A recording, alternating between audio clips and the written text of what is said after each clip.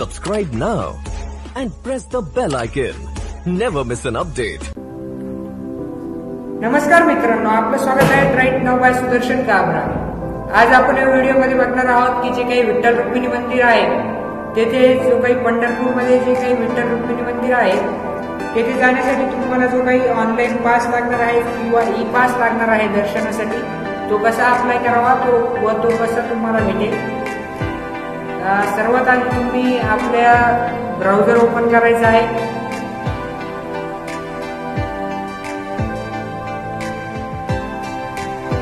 त्यानंतर मी जी डिस्क्रिप्शनमध्ये लिंक दिलेली आहे त्या लिंकवर क्लिक करायचे आहे। त्यानंतर येथे जी काही बुकिंग डेट असेल तुमची ती बुकिंग डेट टाकायची आहे।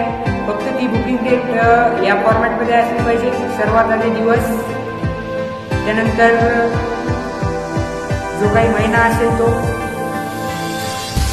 फक्त या बुकिंग डेट मध्ये तुम्ही फक्त 3 दिवसापर्यंतचे बुकिंग डेट टाकू शकता, म्हणजे आजपासून जे 3 दिवस असतील त्यामध्ये ते बुकिंग डेट तुम्ही टाकू शकता। त्यानंतर तुम्ही बुकिंग डेट टाकल्यानंतर ओके करायचं आहे। येथे सांगितलेलं आहे booking date must be 3 days greater than current date. Booking date must not be greater available date shown above. Date is valid date. Date is not in a valid format, म्हणजे जे काही आता आपण घेतलं ते। तर आपण येथे उद्याची तारीख टाकूयात। त्यानंतर येथे ओके करायचं आहे। त्यानंतर येथे जो काही टाइम स्लॉट आहे तो सिलेक्ट करायचा आहे तुम्हाला, टाइम स्लॉट तुमच्या हिशोबाने। त्यानंतर येथे you have select time slot आलेला आहे।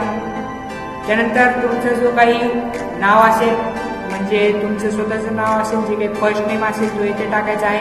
त्यानंतर तुमच्या वडिलाचं नाव येथे टाकायचं आहे मिडल नेम मध्ये, आणि तुमचं जो काही आडनाव असेल किंवा सरनेम असेल तो येथे सरनेम मध्ये टाकायचा आहे। त्यानंतर येथे तुमचा जो काही ऍड्रेस असेल तो ऍड्रेस टाकायचा आहे। त्यानंतर जो काही तुमचा ईमेल आयडी असेल तो ईमेल आयडी टाकायचा आहे।